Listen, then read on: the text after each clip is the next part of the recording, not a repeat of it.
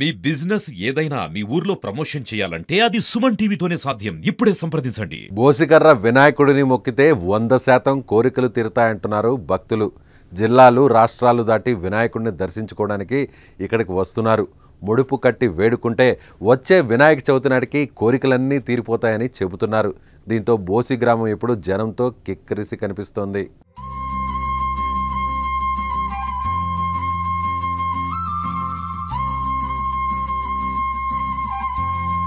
ఏం కష్టం వచ్చిందో ఏమో దేవుడిపైనే భారం వేసుని బతుకుతున్న రజిత అనే దివ్యాంగురాలు ఎంతో కష్టపడి బోసుకు చేరుకుంది.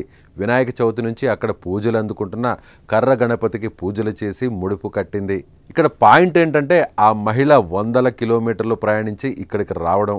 వరంగల్ జిల్లా నెక్కొండి మండలం రెడ్లవాడ గ్రామం నుంచి ఆమె బోసి దాకా ప్రయాణం చేసింది. ఇక్కడ వినాయకుడిని మొక్కుకుంటే తప్పకుండా తన కష్టాలు తీరుతాయని బలంగా విశ్వసిస్తోంది. మాది వరంగల్ జిల్లా నెక్కొండ మండలం రెడ్లవాడ గ్రామం. అక్కడ నుండి మేము వచ్చాము. నిర్మల్ జిల్లా బోసి గ్రామం కర్ర వినాయకుడు అంటే ఎంతో ఫేమస్ అని మాకు తెలిసింది. తెలియడంతో ఫ్రెండ్ ద్వారా ఇక్కడికి వచ్చాము. ఇక్కడికి వచ్చి చూసిన తర్వాత చాలా బాగుంది. భక్తుల కోరిన కోరికలు వెంటనే నెరవేరుతాయట. మేము కూడా తెలుసుకొని రావడం జరిగింది. ముడుపు కట్టినాము. ఇక్కడికి వచ్చిన తర్వాత వేరే వేరే రాష్ట్రాల నుండి వేరే వేరే దూర ప్రాంతాల నుండి వచ్చిన భక్తులు ఉన్నారు. మేము కూడా ముడుపు కట్టడం జరిగింది. రజిత ఒక్కతే కాదు, వరంగల్ జిల్లా నుంచి ఈసారి భారీగానే బోసి వినాయకుడు దర్శనానికి భక్తులు వస్తున్నారు. ఇక్కడ మొక్కులు మొక్కితే తప్పకుండా కోరికలన్నీ నెరవేరుతాయని చెబుతున్నారు. బోసి గ్రామంలో 1963 నుంచి ఈ కర్ర గణపతికి పూజలు చేస్తుంటారు. ఇదే విగ్రహాన్ని నిమజ్జనం చేసి మళ్ళీ తీసుకొచ్చి ఓ పెట్టెలో దాచిపెట్టి వచ్చే ఏడాది మళ్ళీ పూజలు మొదలు పెడతారు.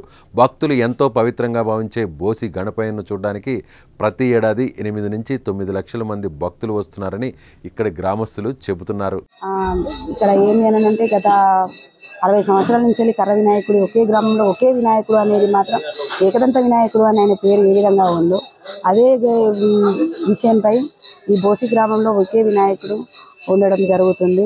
ఊరు మొత్తము తండోపతండాలుగా తరలి వచ్చి పొద్దున సాయంకాలం ఉదయం సాయంకాలము పూజలతో నియమ నిష్టలతో పూజలు చేయడం జరుగుతుంది. చాలా సంతోషకరమైన వాతావరణం ఉంది. ఈ చిన్న పల్లెటూరులో కూడా ఇలాంటి ఉంది అని చెప్పి మా వరంగల్ జిల్లాలో కూడా ఇలాంటి కర్ర వినాయకుని విగ్రహము స్థాపించి చేయించుకోవాలనే అంత ఆహ్లాదకరమైన వాతావరణంలో మేము ఉన్నామండి.